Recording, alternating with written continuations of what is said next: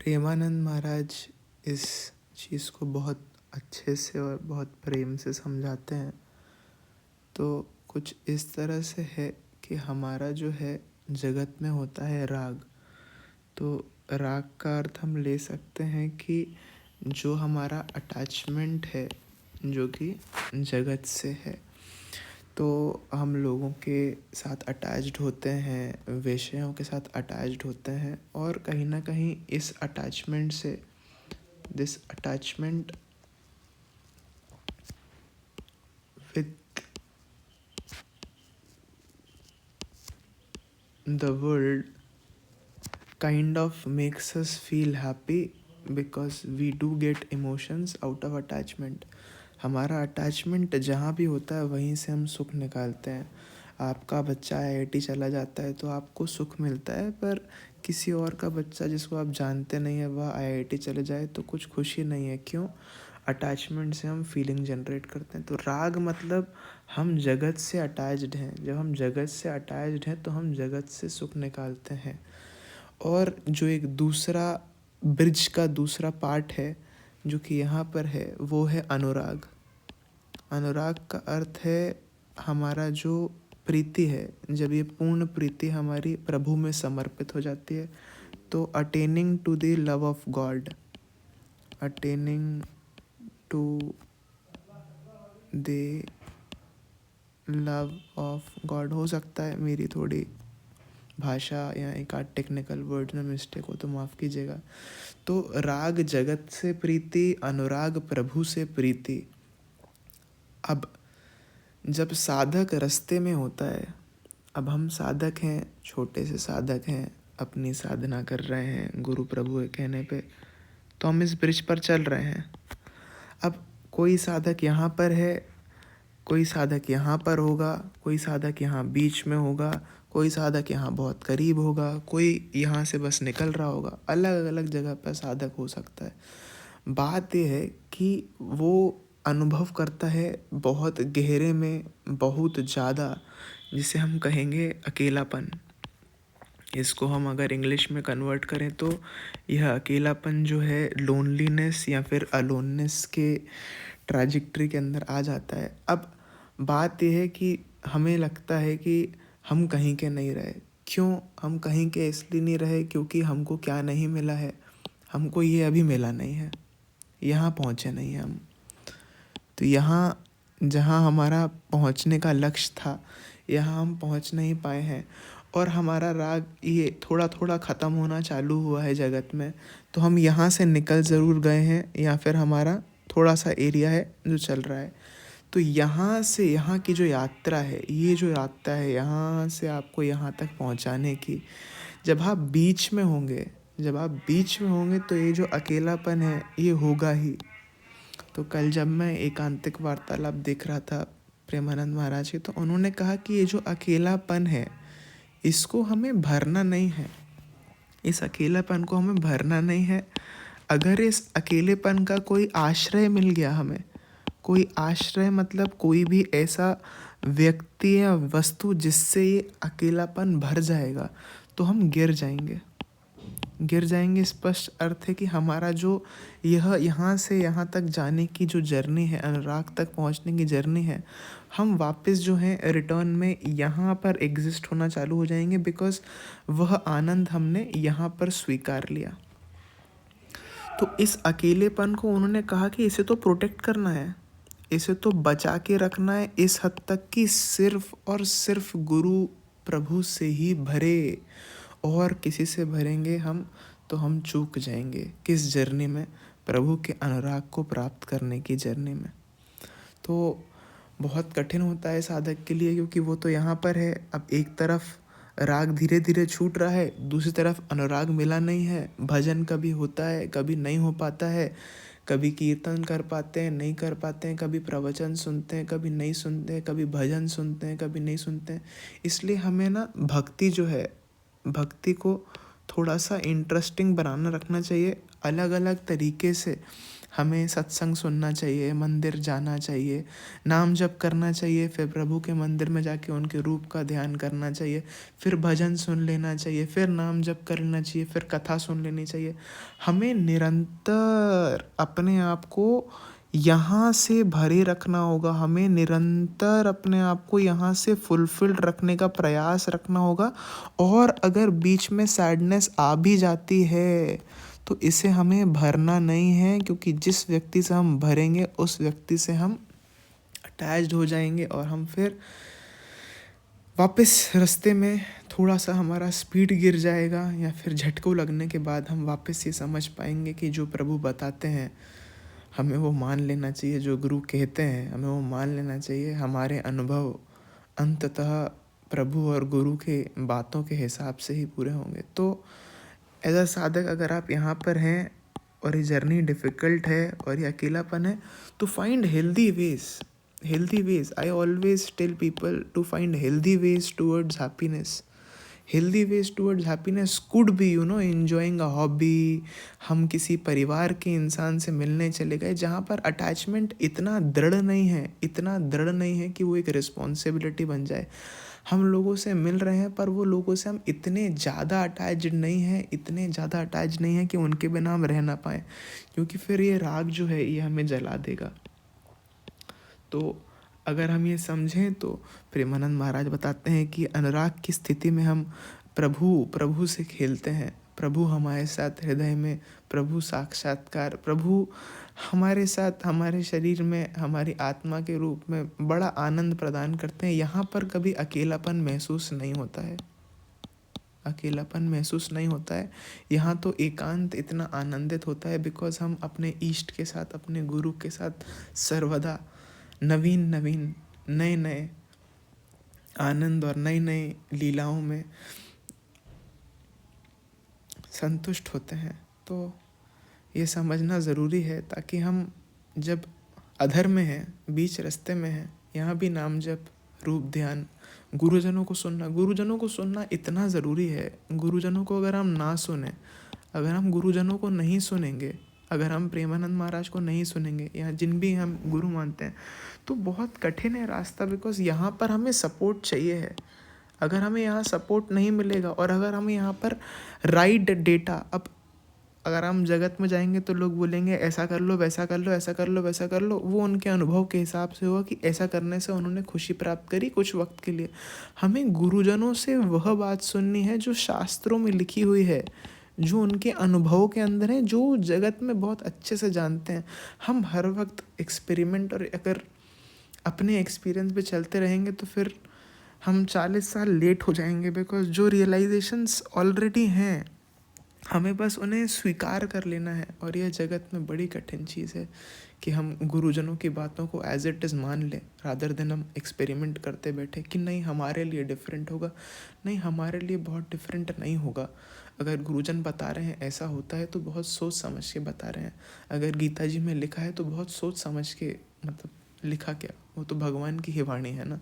तो हमें ये समझना है कि इस अकेलेपन को हम अगर भरना भी चाहेंगे तो हम भक्ति के अलग अलग तरीक़ों से, हेल्दी वेज से, जहाँ पर अटैचमेंट बहुत ज़्यादा नहीं हो रहा है, भजन के अलग अलग प्रकार, प्रभु को याद रखना मूल बात है।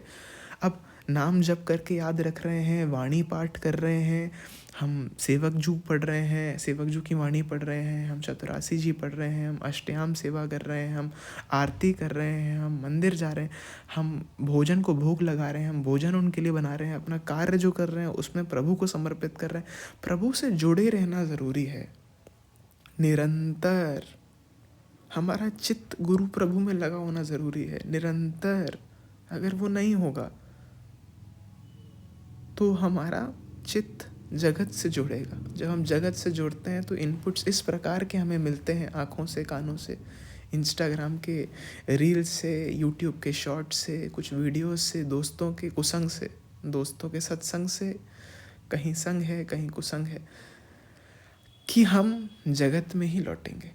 हमें अपने इनपुट्स को कंट्रोल करना है, इसलिए हमें अपने चित्त को गुरु प्रभु में और निरंतर प्रभु की लीलाओं में, उनके भागवतम में, उनकी कहानियों में लगा के रखना है।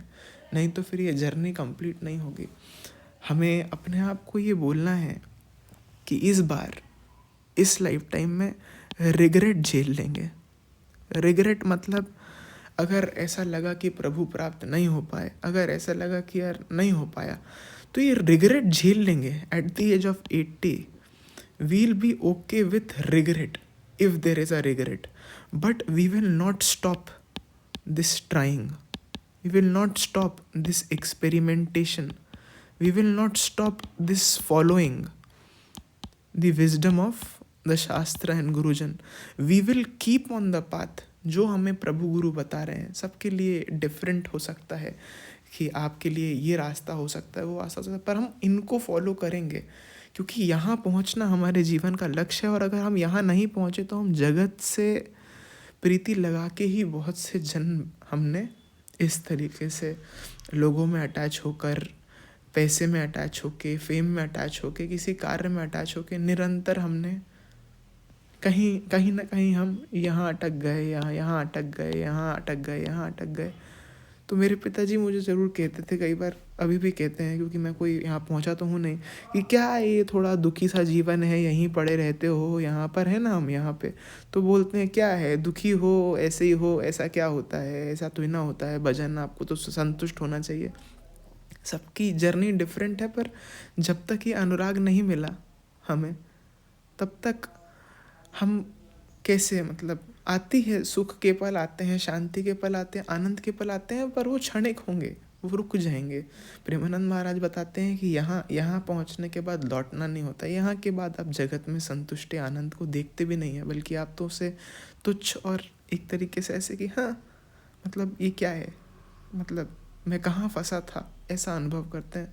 तो हमें अपने जीवन का गोल बनाना चाहिए, हमें अपने जीवन में अपने आप को बताना चाहिए कि हम रिग्रेट झेल लेंगे ऑफ द सेक्रीफाइसेस, परंतु हम प्रभु का दिया हुआ रास्ता, प्रभु की दी हुई साधना, इस पर हम तत्पर रहेंगे, चलते रहेंगे, ताकि अगर हो सके इस जन्म में तो हमें यह अनुराग की प्राप्ति हो।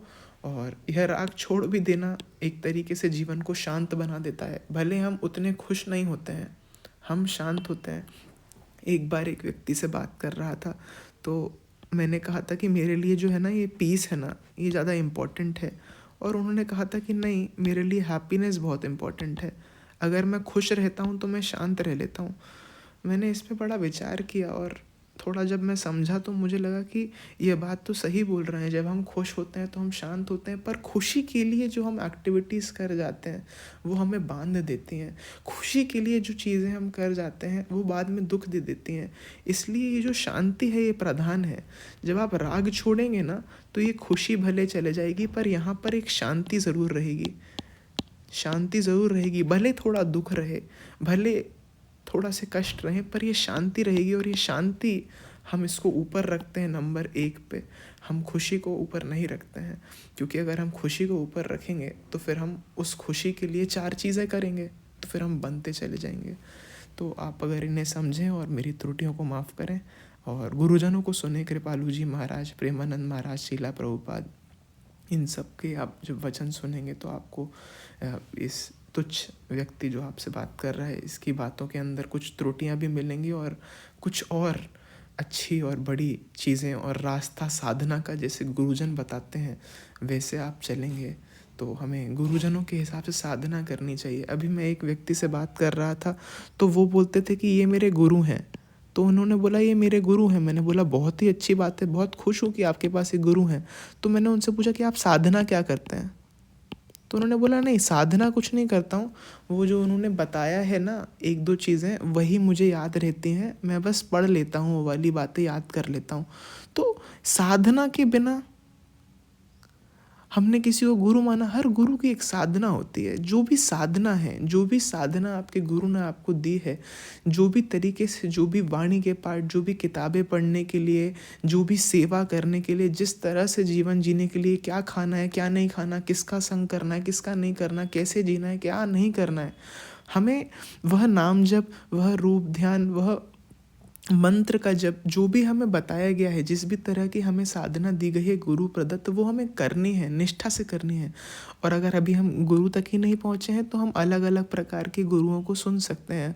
हम कुछ वक्त कृपालु जी महाराज को सुने, कुछ वक्त शीला प्रभुपाद को सुने, कुछ वक्त प्रेमानंद महाराज को सुने, हित अम्बरीश जी को सुने, इंद्रेश उपाध्याय जी को सुने, अमरिंद प्रभु को सुने। इतने सारे प्यारे प्यारे संत हैं हमारे पास जो हमें लीला के बारे में, भागवतम के बारे में, जगत में किस तरीके से हम प्रभु की ओर जा सकते हैं बताते हैं।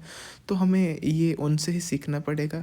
मैं अभी यहीं कहीं अधर में लटका हुआ इंसान हूँ, पर मुझे लगता है क्योंकि मैं साइकोलॉजिस्ट हूँ और मैं देखता हूँ कि मुझे कई बार लोगों को गाइड करना पड़ता है और लोग ना गुरुओं के वीडियो एकदम से सुन नहीं पाते हैं।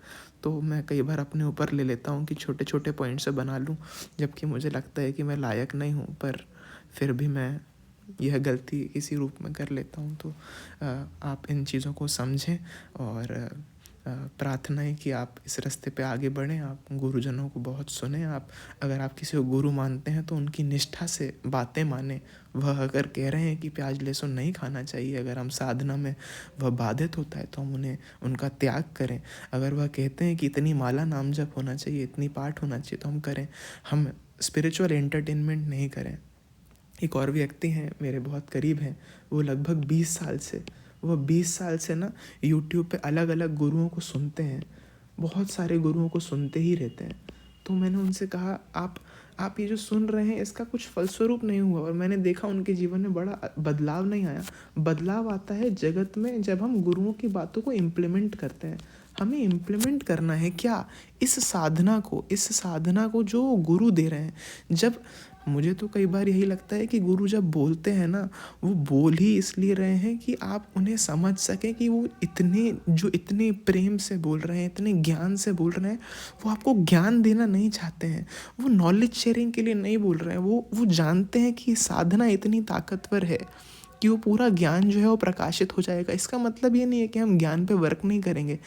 मुझे बस ये लगता है कि जितने भी गुरु हैं वो बोलते हैं ताकि हम वो साधना उठा पाएँ जो उन्होंने की या जो उन्होंने बनाई, क्योंकि वो साधना वह उनका हृदय है, वो आपको दे रहे हैं। पर चूंकि हम इतने पतित हैं कि हमें सिर्फ ज्ञान और वाणी जो कोई बहुत अच्छे से बोल पाए या बहुत ही आर्टिकुलेट हो बोलने में और उसके शब्द बहुत अच्छे से सामने रख दिए जा रहे हैं, हम उनकी इज्जत करते हैं। तो गुरु बोलते हैं ठीक है, तुम्हें यही अगर समझदारी का एक मतलब लेबल दिखता है या जज करते हो ऐसे, तो लो, हम ये भी कर सकते हैं तुम्हारे लिए। परंतु मुझे ऐसा लगता है कि सारे गुरु बोलते हैं ताकि वह साधना दे पाएँ, क्योंकि साधना के बल के बिना, उन्होंने जो आपको करने बोला है वो करे बिना वह ज्ञान हमारे हृदय में प्रकाशित नहीं होता है।